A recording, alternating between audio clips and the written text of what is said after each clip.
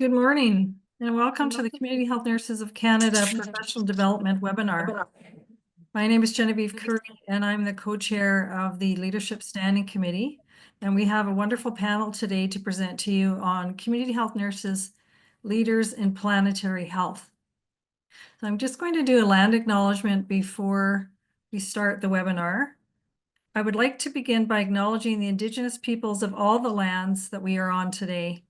While we meet today on a virtual platform, I would like to take a moment to acknowledge the importance of the lands which we each call home. We do this to reaffirm our commitment and responsibility in improving relationships between nations and to improving our own understanding of local Indigenous peoples and their cultures. From coast to coast to coast, we acknowledge the ancestral and unceded journey of all the Inuit, Métis, and First Nations people that call this land home.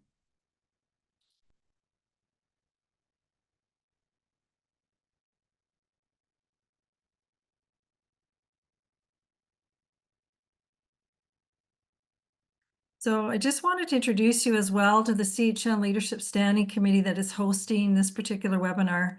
So you can see we have quite a large committee. We meet regularly, and these are all members of the committee. Some of them are on the call today, and some will be moderating today as well. And our committee is part of the CHNC, Community Health Nurses of Canada, which is a national organization for community health registered nurses to advance practice and improve health of all Canadians. And our particular purpose is to develop and implement a continuing education program on leadership for community health nurses. We promote collaboration that supports quality community health nursing education and practice through building capacity related to leadership competencies for public health practice in Canada. Our objectives of our particular committee are to advance community health nursing leadership capacity and research, to be a hub for professional development and knowledge translation, to support evidence-informed practice, cultural humility and integration of public health leadership competencies, and to provide professional development opportunities such as educational programs, webinars, and the CHNC conference and mentorship. So I'm just going to turn it over now to Ruth Schofield, who is a member of our standing committee, and she will be introducing the panelists. Thanks, Genevieve. It's wonderful to, can't say I see you, but I'm glad to know that you have joined us today. And just to highlight the objectives, as you know, we're going to be talking about planetary health and how human activities have affected the health of the planet. Describe how to be leaders as community health nurses in planetary health at a system level in communities and in organizations. So I'm thrilled to be able to introduce to you the members of the panel, and I'm just going to give their first name and they're going to complete their full name and where they're from and what they do. You've all had the opportunity, hopefully, to read their bios so you can get further information. So I'm going to begin with Barb.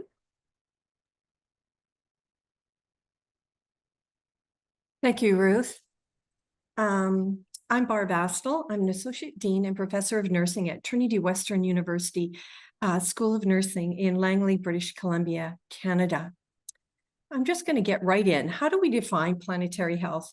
In 2015, the seminal Rockefeller-Lancet Commission on Planetary Health report was published, and they defined planetary health as the achievement of the highest attainable standard of health, well-being, and equity worldwide through judicious attention to human systems, political, economic, and social, that shape the future of humanity and the Earth's natural systems that define the safe environmental limits within which humanity flourish. However, in 2021, the Planetary Health Alliance meeting in Sao Paulo, Brazil, met and came up with the Sao Paulo Declaration on Planetary Health.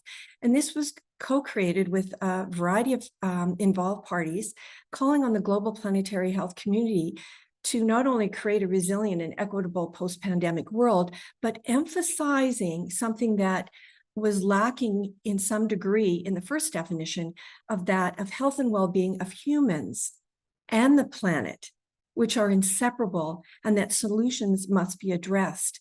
So I emphasize that So the most recent definition that most of us use now is a solution-oriented, transdisciplinary field involving every one of us in whatever profession you're in or discipline, and social movement focused on analyzing and addressing the impacts of human disruptions to Earth's natural systems on human health and all life on Earth.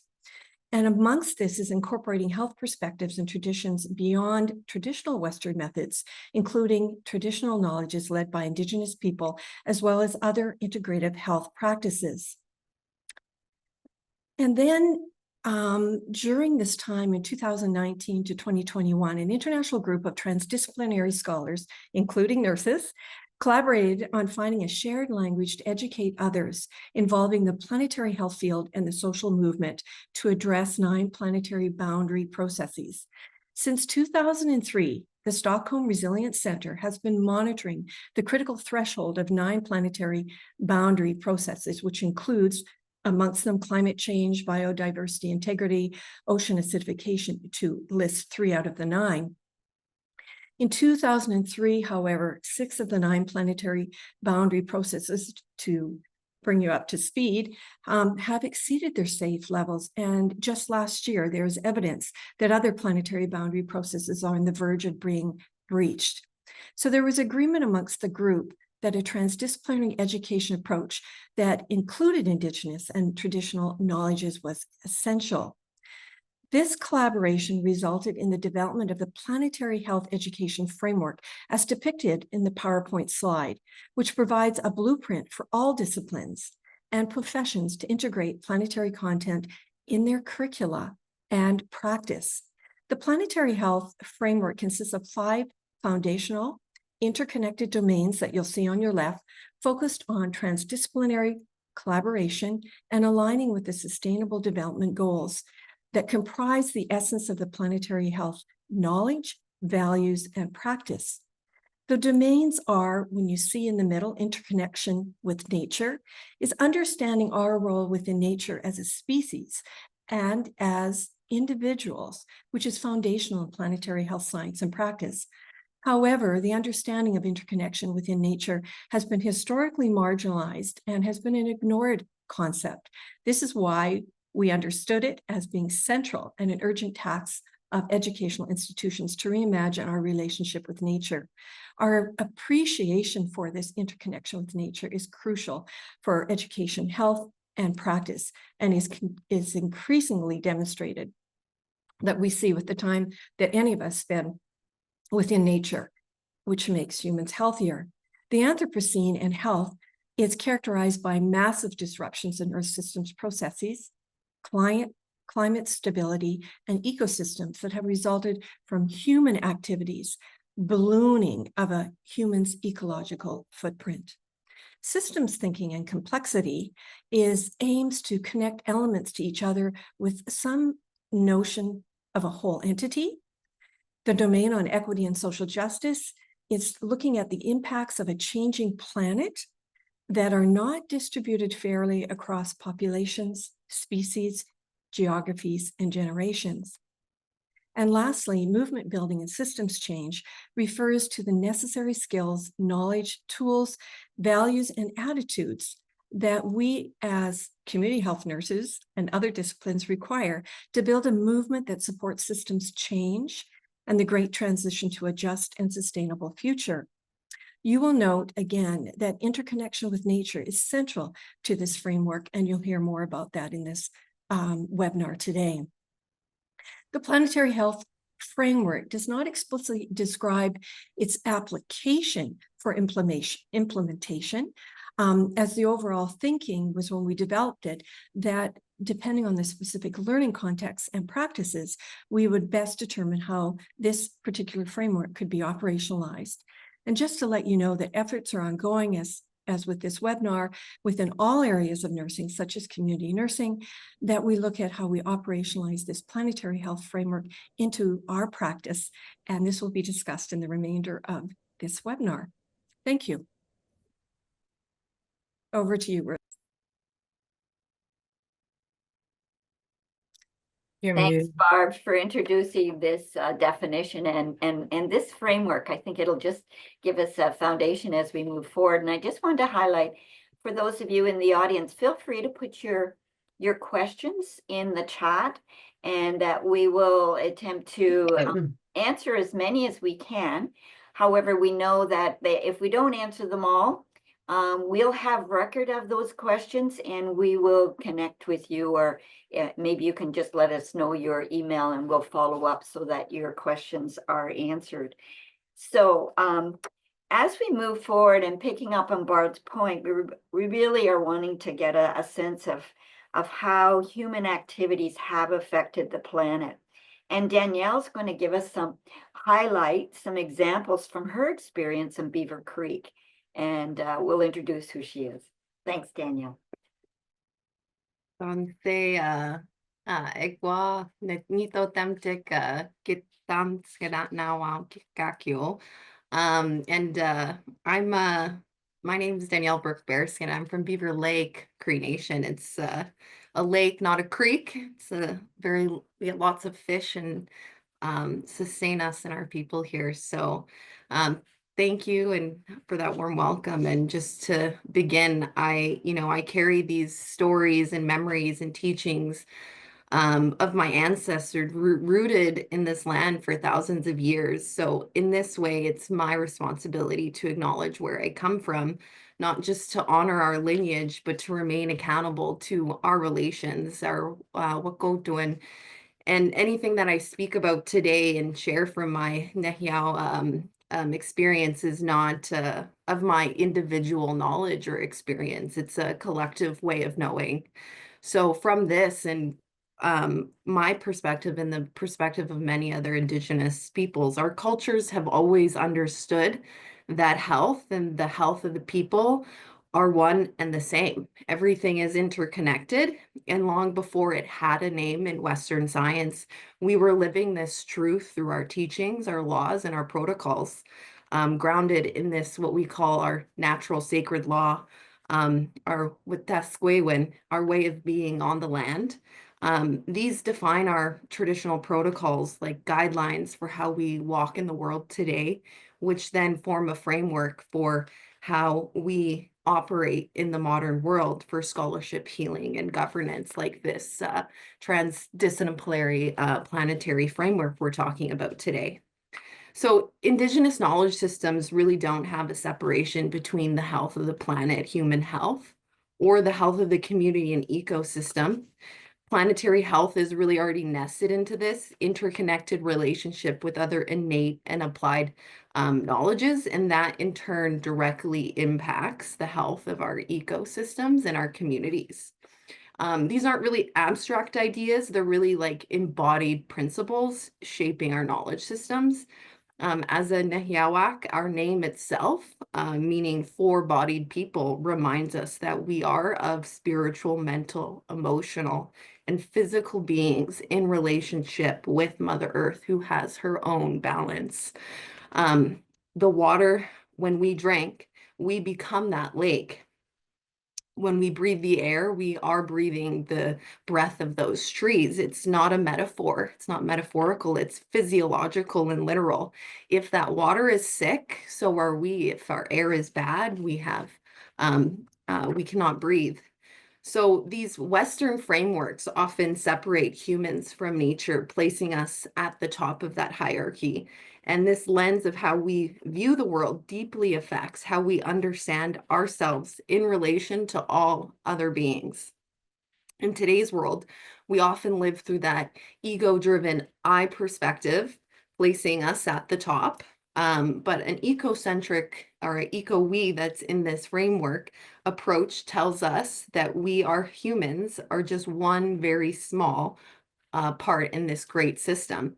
And this really aligns with our Nehiyaw worldview in that we're not above nature, we are of it.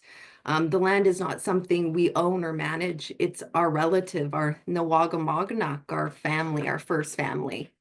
And our ancestors taught us that when we break this natural law, consequences follow, and that climate change is Earth speaking back to us asking us to remember how to live in balance.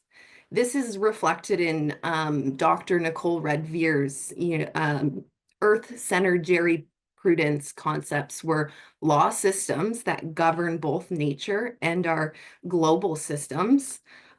There is natural law that exists in everything, Western and Indigenous. For example, the sun will continue to rise in the east and set in the west, and the moon will continue to affect the tides. But Mother Earth will also respond to how we interact with her. That in turn affects all forms.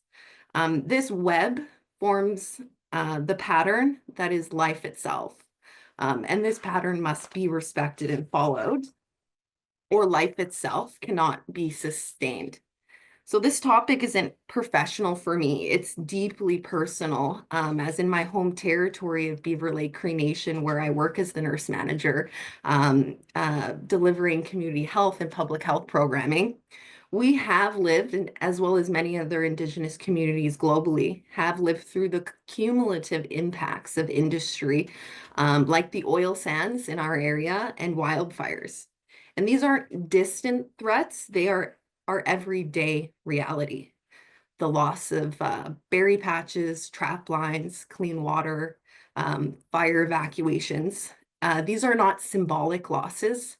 They are felt deeply in our bodies, our spirits, and our ability to live as a Nehiawak.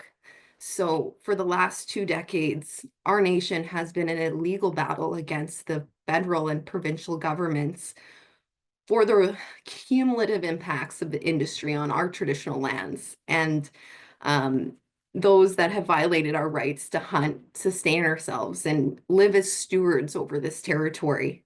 And really the land and everything in relation to it has suffered, not just our people. So really the health of the planet is intrinsically tied to the health and well-being of Indigenous people, and arguably all people.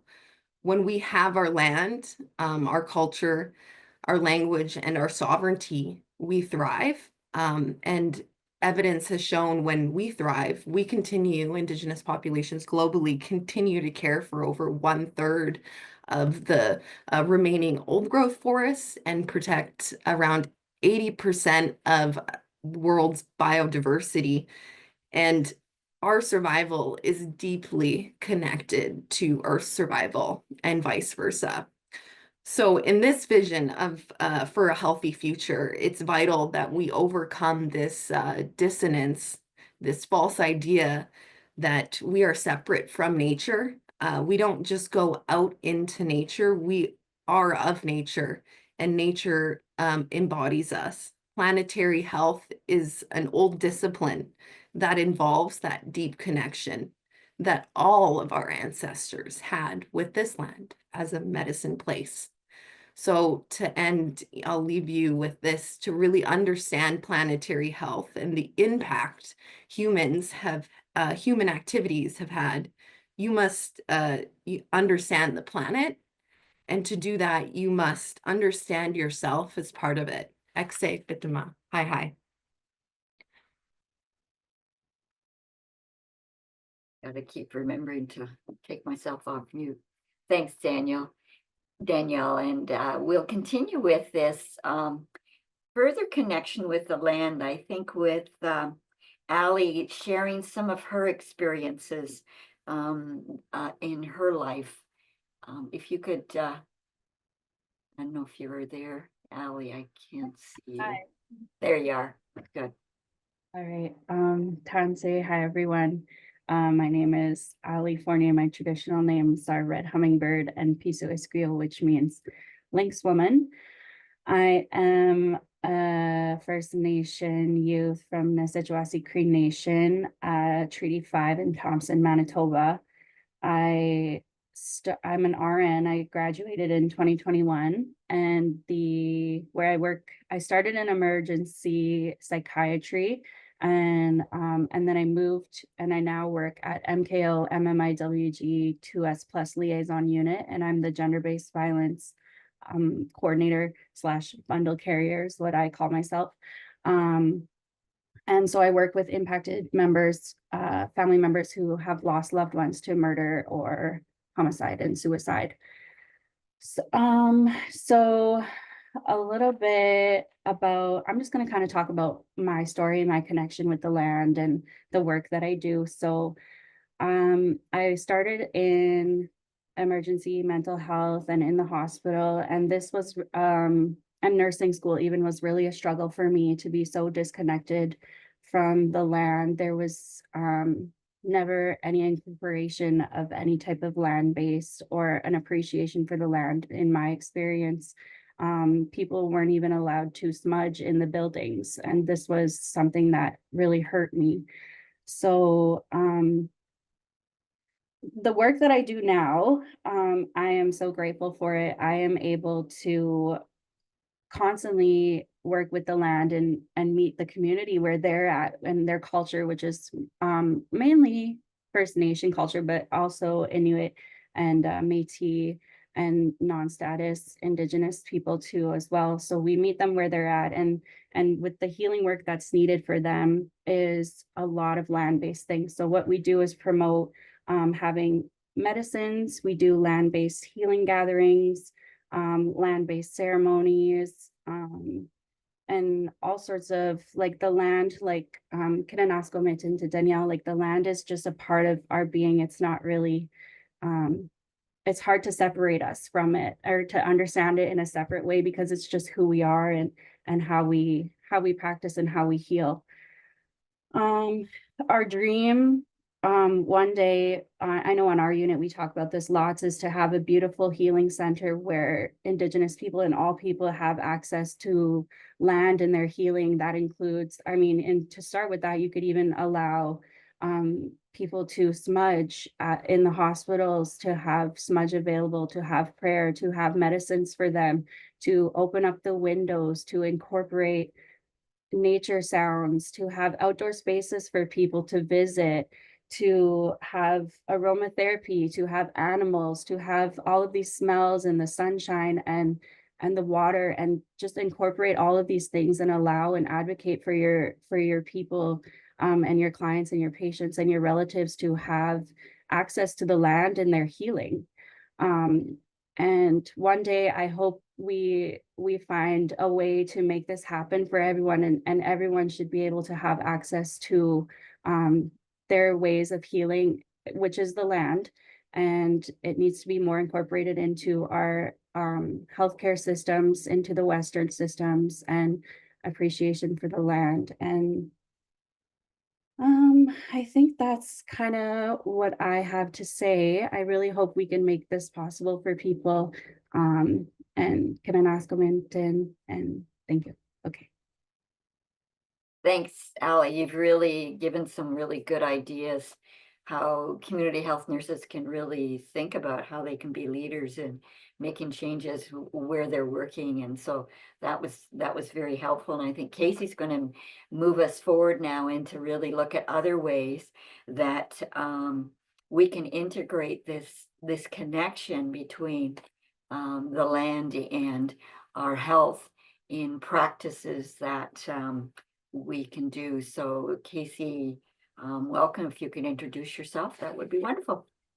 Great. Thanks so much, Ruth. Hi, everyone. Pleased to be here. My name is Casey Neathway. My pronouns are he, him. I'm a regional director of environmental health and emergency management with the First Nations Health Authority in British Columbia, joining today from the traditional unceded territory of the Syilx people.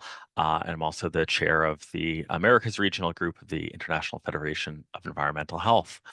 And yeah, I'm pleased to talk a little bit about how we do integrate planetary health into community health nursing practice, and really focusing on the fact that nurses are such a trusted source of information, you know, the most trusted profession in many studies that are done, and have linkages to communities on education and knowledge translation, and can really leverage that source of trust to help elevate and daylight that connection between the health of the land and the health of the environment, and topics like air quality and climate change and food security, really with that strengths-based approach that nurses can bring.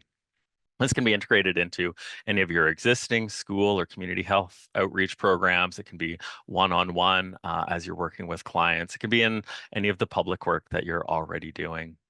So as an example, in British Columbia, we have wildfire smoke pretty much every year as a result of anthropomorphic fires. And community health nurses can provide that wildfire smoke exposure information during times of smoky skies, especially to populations who might be a little bit more vulnerable to that, and then link them to mitigation efforts within their communities and alongside other partners who might be involved in that work.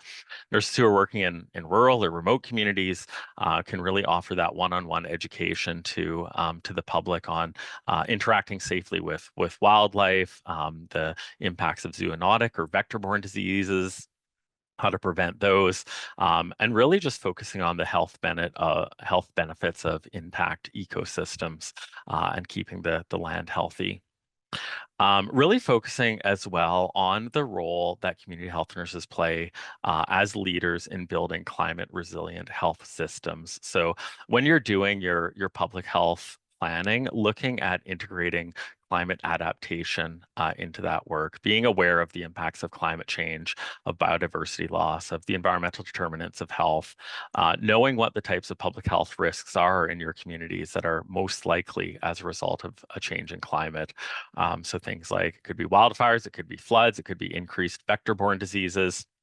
And then taking a leadership role, as nurses do, in areas like emergency preparedness and coordination. Get involved and bring your knowledge and your strength into those spaces to really highlight those public health linkages.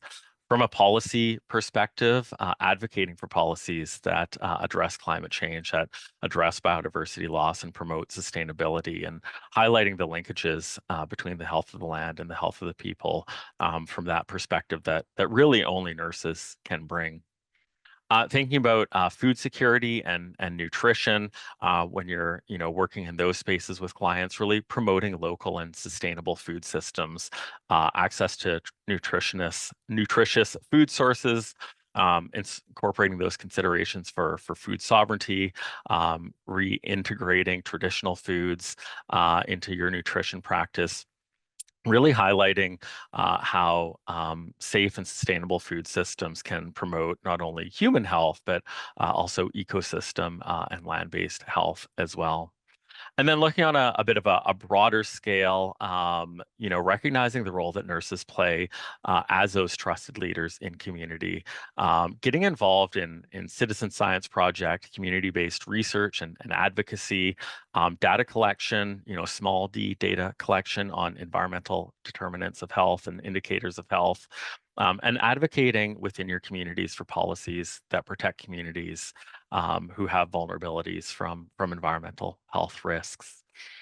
So kind of some key takeaways of how you can integrate this into your practice is really looking at how you are as nurses uniquely positioned to protect communities from environmental and zoonotic threats from that kind of planetary and One Health framework. You're really trusted sources of information, your leaders within your communities, and you have this really unique opportunity to provide knowledge translation and education, and to work in partnership with other One Health groups, whether that's Indigenous communities and organizations, whether that's local, provincial, or national public health agencies, or whether that's NGOs and advocacy groups who are working in this space as well. And I'll throw it back to you, Ruth. Thanks, Casey. Lots of examples of how community health nurses can be leaders in their work environment, and that's really encouraging to see and hear about. And so we're going to nicely move into some other tangible ways to be leaders, and I think Jack is going to help us with this in terms of leaders in system transformation. So a nice introduction, Casey. Within the community and within the workplace. And we're really obviously wanting to highlight the fact that we know we have nurses from home health, public health, and primary care. So think about it in your context. How can you apply this in your work in the community as well as within your organization? And so I'm going to let you take it from here, Jack, and give us some ideas and from your wealth of knowledge in this area. Thanks, Ruth. And thank you everybody else who gave like this wonderful introduction to like my section, because it really leads into each other. So I'm Jack, my pronouns are they, them, yell. And I had the privilege of growing up in a small Métis community in Manitoba, surrounded by 3 First Nations reserves. So I was able to like really grow up learning multiple ways of knowing. And I grew up with this strong feeling of the land and that interconnection, similar to Ali and Danielle. And I think that similarly to what they said, to be able to really move towards movement building and systems change, one must first be able to understand system thinkings and complexity. Because when we think of the web of life and creation and the ecosystems, we need to know how they work to be able to then create change. And that's for natural systems as well as the unnatural systems that are imposed upon us. So we know that's easier said than done, right? So the first thing to begin to create system change, one must position oneself and position oneself with the people that we're working with in this web of connection, because we need to understand who we are, the power we carry, but also how the structures in place may also like oppress, marginalize ourselves. And we think of Canada and how Canada is created and the structures in place, they're really embedded in Western ways of thinking. We've had the privilege to listen to Ali and Danielle, and that's a complete other way of thinking, but that's not how we think from day to day. So when we think of like the notion of independence, this neoliberal way of thinking that values this constant accumulation of goods or capitalism, colonialism, that kind of thing, we understand that like even the way in which nations view human progress and well-being do not integrate these things. So if we just have to think of like, for example, the GDP, the gross domestic product, and that measures supposedly human progress, but that doesn't measure well-being and happiness. Another example would be production and technological advances that are valued way more than nature, environmental sustainability. It's almost as if humans are conditioned in the structures in which we live to compete for material possessions over the natural environment. And I think Haynes and Frumkin really like put this forward in their book, Planetary Health. But even this book, by its title, says Safeguarding Human Health in the Environment in the Anthropocene. So we can see how even Haynes and Frumkin, who are leaders in planetary health, put humans at the hierarchy. And that's something that I think as community health nurses, we also have to think, because systems change means being one within the web and finding ourselves within this. So I think it can be overwhelming sometimes. It's like we're swimming against this current as community health nurses, right? So we're always trying to talk about the social determinants of health. We're talking about the root causes of inequities. We're talking about not working in silos and doing intersectoral collaboration, which is necessary in movement building and systems change. But to have this happen, it has to be on different levels. And like Casey had mentioned, it can be on community, municipal, federal, national, and even international levels.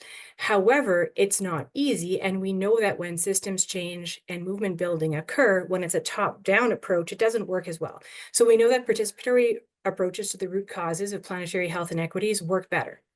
So an example would be the integration of Indigenous agriculture in communities that have food insecurity. That would be a way of systems change, but then not only doing that, but integrating these foods at the local community centers and hospitals. Another way to create systems change is even just this presentation here. We're presenting on integrating planetary health within the context of community health nurses, right? Because we know by the research that healthcare providers have no clue how to talk about these issues with the people that are faced with these health inequities, and the people we work with have no clue how to broach the subject. So one of the ways to create systems change sometimes is to create these tools to assist. So an example of that would be the perinatal planetary health assessment tool that's coming out in May on the 14th. And similar to what Casey mentioned, this tool can be used at the individual level by anybody working in the perinatal area in public health, primary care, et cetera. But by implementing this in your practice, you not only help on the individual level, but you might see trends, right? So for example, with Casey mentioning the air quality and the smoke and the heat, well, if you're noticing that a lot of the people that you're speaking with in the perinatal population do not have a safe place to go in extreme heat, well, then it's like at the municipal level. What can we do to create systems change to like create these cooling centers, for example?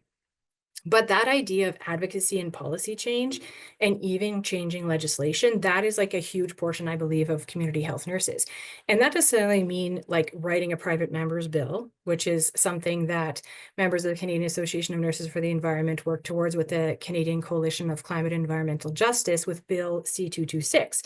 So that is the bill that calls the government of Canada to look into environmental racism and have a strategy to combat environmental injustice and towards environmental justice.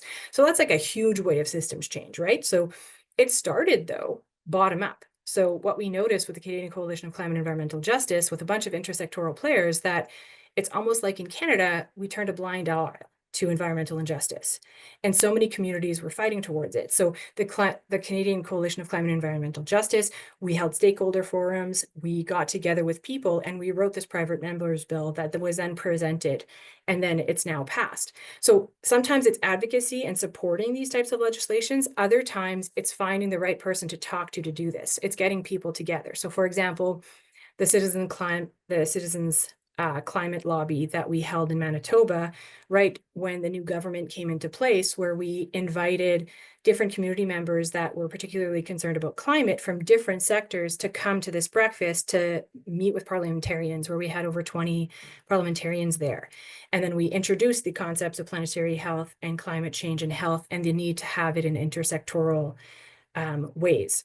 And that leads to like the population public health, because we know, for example, even as a public health nurse, if we know that the healthcare system is contributing to 4% of the total world emissions, well, we know that if we affect change in the health in the tertiary system, even if I'm a community health nurse, that's kind of part of my job.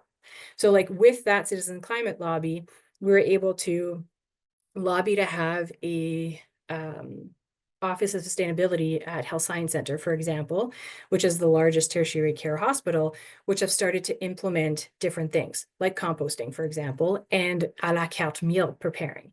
And then with the composting at this tertiary care center, we were able to then feather it out towards quite a few of the community health centers as well. So I'm showing like two different examples of like kind of starting small, but then can go big. And always including the people in which that, always looking around the table and saying whose voice is not heard, and can I cede my place for these people, and how can I walk with to increase their capacity to then build a movement, building and systems change. So I think for me, it's always like starting small, that one person. And it's not like your first year you're going to be doing it. It's going to be like building, right? So it's, for example, dragging Ali here to present, even though they're like, I don't do anything when it comes to planetary health. And I'm like, Ali, you live and breathe it. You just don't realize it, right? Like you are such an example of like integrating two-eyed seeing. And so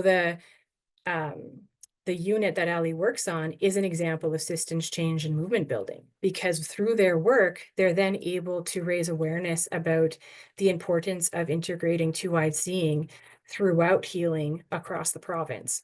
And then they're raising awareness about the issues and how it's intricately connected to the land. So I'll stop it at that, Ruth, but hopefully that gave you a few ideas.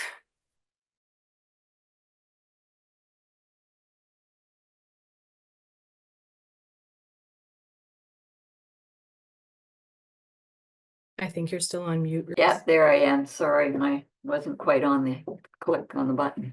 Anyway, thanks, Jack. Yes, I think you've really been helpful in terms of really bringing in that system thinking lens and how we can bring it together, and ideas that we could work towards. And I feel free to ask your questions, put them in chat. And while you're doing that, I'm going to ask a couple of questions, and we'll have one of the panelists respond to this. So one of the questions here that we wanted to ask was, how can institutions better incorporate knowledge systems such as Indigenous knowledge, not just as a consultation or token inclusion, but as a foundational as to how we can approach planetary health. And Danielle, tell us a little bit what you think about this. Great question, Ruth. I think this is such an important question because voices matter and representation matters. I think through this discussion on planetary health, we've come to the conclusion that, Indigenous knowledge system and that interconnection concept is very fluid and, embodied within our way of being, and planetary health is about that, right? So there should be no separation. And when we uphold Indigenous voices in these space, it's, Indigenous or allies being able to not only take a step back, but allow that space to be safe for Indigenous people to share their practices and give, them the self-determination. I think it's when you say the creating a space, it sounds very like you're creating a space for me and, Allie to share our perspectives, but it shouldn't be our perspective versus yours. It is very much that planetary health is an Indigenous perspective. It includes that. And this definition of Western science, and in the articles today, very much talk about it being a new science, and it's not. It's been around and it's globally exists. So, and without, Indigenous people, you don't have the knowledge. And we have these practices and research and an education where it's very much like this helicopter approach, where there's not meaningful interaction with the knowledge. It's grab and go.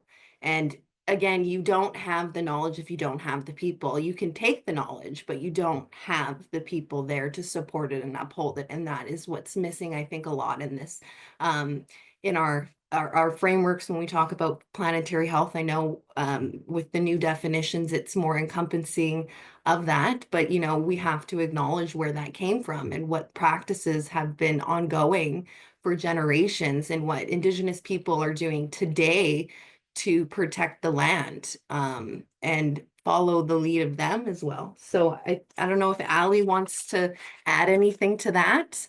I'm going to pass it over to her if she has any insights into that. Yeah, thank you. Basically, yeah, like I think pretty much what you said, like incorporating Indigenous people from the start, getting the knowledge and sharing it together and making sure you're holding spaces and time and energy and thought of Indigenous people and the land in all of the work that you do. It's an energy that you can carry throughout your work. And yeah, Yeah, follow the lead and sharing together. I just wanted to, I love what you said. It's inclusion of Indigenous people in the planning. It's empowerment of Indigenous youth in the implementation. And it's, that independence of Indigenous communities of their vision that it's centered upon to find that balance, right?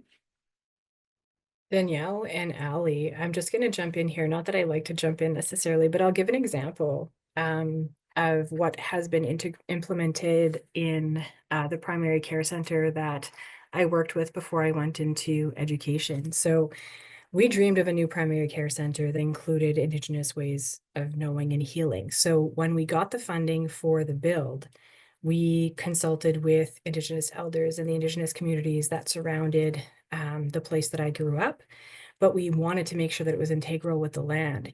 But even in the planning, it was very interesting because we weren't expecting let's see where we're getting the food for this place. And so from that, this primary care center that happens to be associated with a tertiary care center ended up incorporating local food growers and traditional agricultural practices in the food that they were preparing. So by doing so from the beginning, this tertiary care center incorporated like a solarium for people who would be able to get their traditional medicines without having to leave and go outside, even though they weren't feeling well.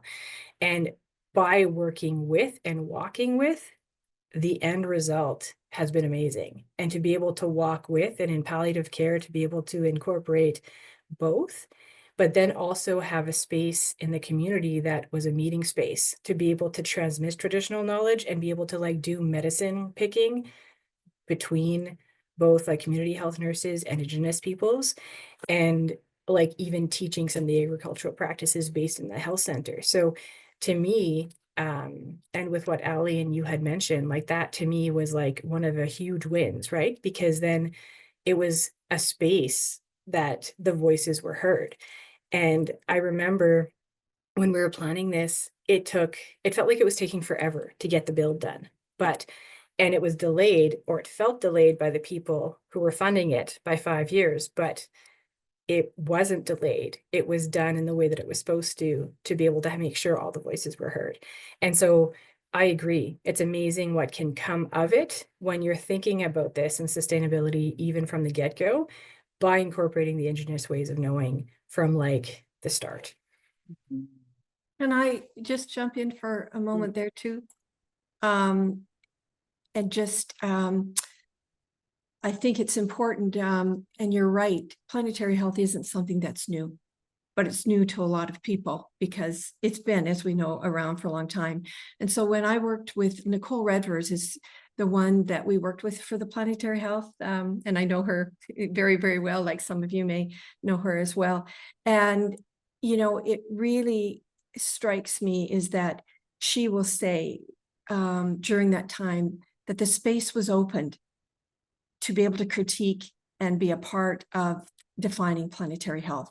And this really started meeting in Canmore in 2018. We developed the principles of planetary health, and that's where she was involved in some other work with another group of people, but that's where she said that was really the opening there to work in partnership, and there was that space to have Indigenous voices really brought to the forefront. And so she has been quite a leader in this area. And, you know, Danielle, you've read some of her work, and maybe you know her, I know her personally and do work with her, but that space has now been open, and it's not new.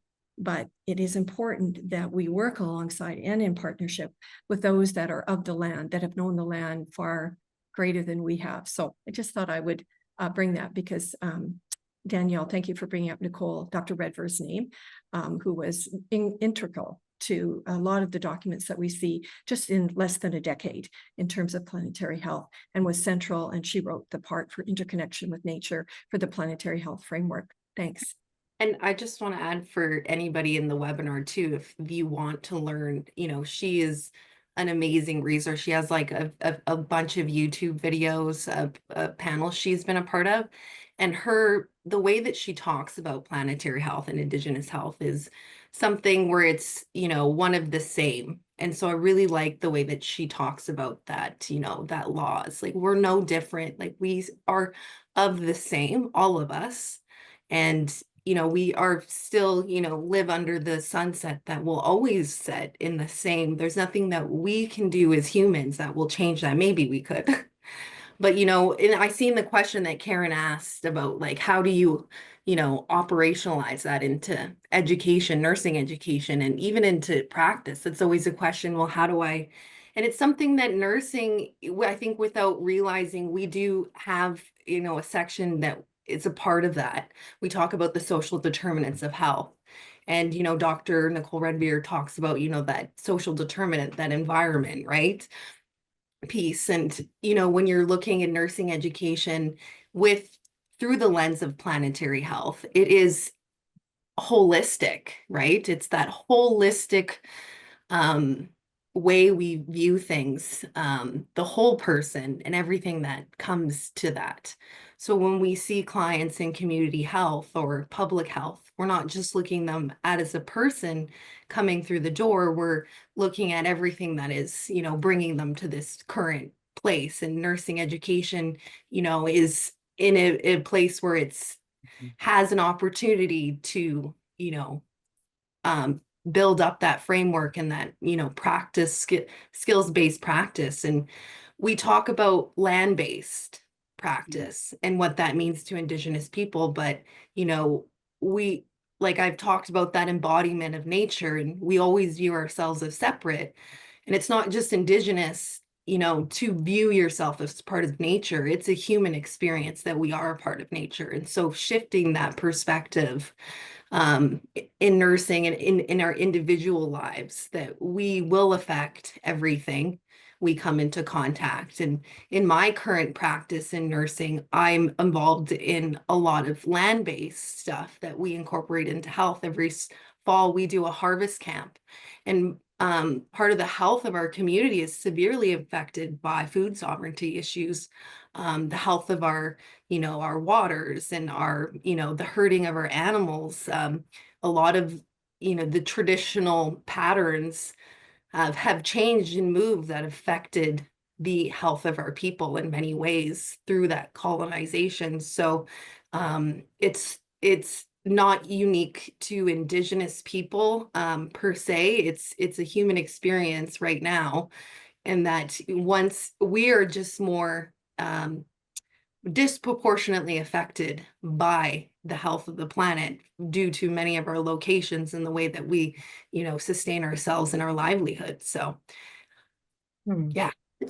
And like as Danielle was mentioning, in that portion, when we're looking at systems change, I like to say it starts in early childhood, right? So many studies show that youth that we're able to nurture the awe and reverence of nature from the time they're born, and that they have that connection, they become part of nature, and their interaction with it is very different. And we know that there are genetic effects of nature, like nature can make you healthy. We know that people who walk outside in the forest, their blood pressures are better, their stress decreases. So we're doing this and we're saying for the health of the planet, but sometimes it's easier to be like, hey, did you know that you're healthier if you walk for 15 minutes and you do like a little forest bath, which is basically just spending 15 minutes in nature. But that's where, when you're looking at that intersectoral collaboration, if you're doing school health, take a look at the schoolyard. Like, where are the youth playing? Is it just gray and in this like heat dome? How can we change this? But I'll pass it back to you, Ruth, because it looks like there's quite a few questions coming in. Yeah, thanks, Jack. And I think, in fact, Danielle nicely picked up on one of them in terms of how do educators integrate this into teaching, and I think she's nicely responded to that. And I think the other question, just to highlight, is the one that Genevieve asked about, this tool that you mentioned, Jack, around the perinatal assessment tool. And as you can see in the chat, she's nicely identified where it will be available, and also to highlight, in 2 weeks, CHNC is doing something on planetary health where Jack will actually be talking about it through the Mosaic, the community of practice discussion time. So you're all welcome to join that session on the 16th, and details have been sent out to all those who are CHNC members, but maybe some of you aren't. And if you are, connect, and you can certainly join. And that was then, and I think others have shared their involvement in what this has meant to them and just joining us, and that's wonderful. And I'm wondering if, just picking up on another comment, a question, we can probably take one more before we finish at 1. Just, Jack, you had mentioned when we were thinking of, or just some of the comments you made earlier of how the environment can really help deal with physical responses like our blood pressure. And I just wondered if you got some other ideas, how we can prevent ourselves from burnout, what other practical things that, as nurses, community health nurses, and others really face on how can And that influence us. I think notoriously community health nurses tend to push until they burn out, because community health is notoriously underfunded. And so we always try to like do more with less. But I think there's certain community health theories that have come out, for example, the community of care model, which includes caring for oneself within the community. And I'm actually going to pass it on to Ali as well, because I think their unit actually incorporates this really, really well.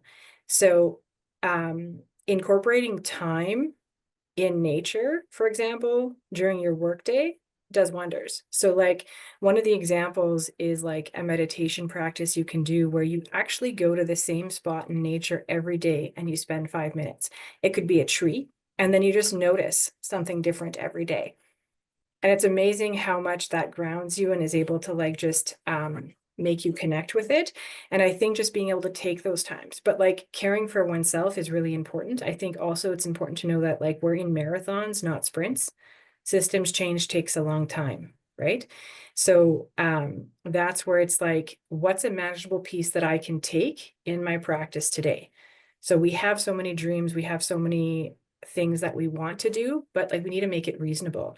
And the other thing as well is you need to have people at your kitchen table. So for those kitchen table talks, so you need to make sure to like connect with like-minded people who bring the passion, because otherwise you're going to be burning out. So like if you're constantly speaking to people who have a different type of mindset, you have to make sure to have your collection of people who lift you up. I'm going to actually, Ali, I'm putting you on the spot, but I really like what your team does when it comes to caring for oneself, especially because you work with really heavy, like every day you're dealing with really heavy things. And just if you can explain a little bit what your team does, because I thought that was a really cool way of doing it. That'd be great, Ally. And just keep it short because Barb's going to pull us together. Our time is running out. But thanks, Ally. If you could share a few comments, that'd be wonderful. Right. Like Jack was saying, our work is very, very heavy. We deal with a lot of grief and emotional and intergenerational traumas. So as a team, we make sure to get together every morning. We have feasts.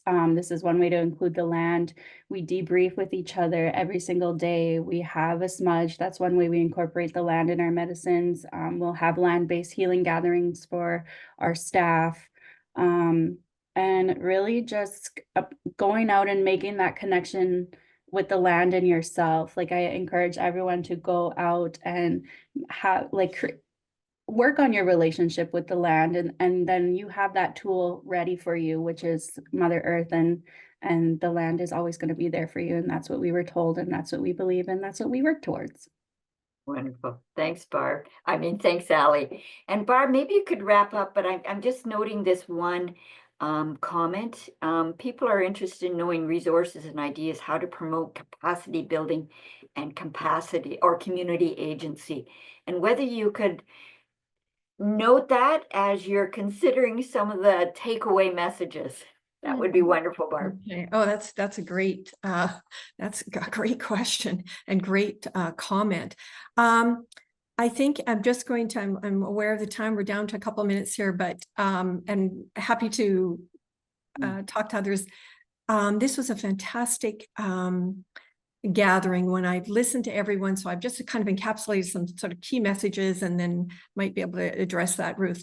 But as community health nurses and home health nurses, we have heard we are uniquely positioned to promote health and well-being in whatever community settings we are. And so we have already a lot of tools that we can use and some great examples of how we can do that in terms of how we communicate with those we care for. And that I stress because that is an area that we don't always, we have the knowledge, but we don't necessarily communicate it in a way that is always helpful. So that's kind of an important piece that as myself as working in community is how we relay some of this information. And it's not always just giving a pamphlet. It's actually walking alongside those people and hearing their stories so that we can ensure that we give them the care that we need. Thanks, Jack.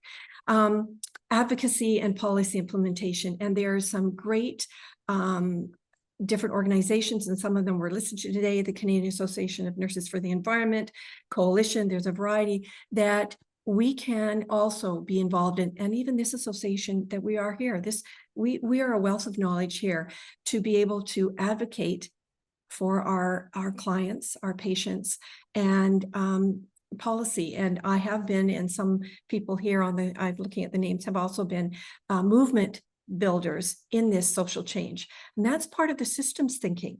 We are really good systems thinkers. Nurses are. And it's actually foundational to a social movement, which does takes time and is complex. But I wanted to highlight that. And then lastly here is, I've got a few, but it's really the Indigenous voices. There's this interconnection that we know is a way of being. There's no separation with that. And that is working in partnership. So it's not only with our Indigenous communities, but also with other advocacy groups, with others. So we're working in partnership together to be able to make this, there's no separation is the important point between the land and who we are as people. We're all interconnected. And so that is really something I want to take home with about planetary health, and all our colleagues here that have spoken today have talked about that. And the last is caring for oneself within community. So in order for us to be the best community home health nurses, we have to look after ourselves. And maybe it is that, just walking alongside in nature. And I know myself that I do this with my own clients, and I do this with my students and my colleagues. And you may have heard of what's called Parks Prescription. And I'm one that can give those Parks prescriptions. So just getting out and being with nature. So this is a movement building. And in order to build the capacity, it will take all of us. And hopefully today we've just highlighted, I think everyone's highlighted some ways we can do that. So I'm not going to repeat that, but just some of the key takeaways from today. So thank you, Ruth. Over to you. Well, thank you, everyone. Amazing, the panel. So give you all a real shout out for what you've been able to share with us today. And we're right on time. That's amazing that we did it, all of you. So yeah, hopefully you've had some of your questions answered in the chat. Some of you were asking for resources that has been mentioned. So hopefully you've been able to take away from that. But we're so glad you joined us, and this has been meaningful to you in your leadership development in terms of this area of practice. And you've had some really excellent ideas how you can move forward this whole area of planetary health, since we're in the business of health. So have a wonderful day, and look forward to seeing you in future webinars.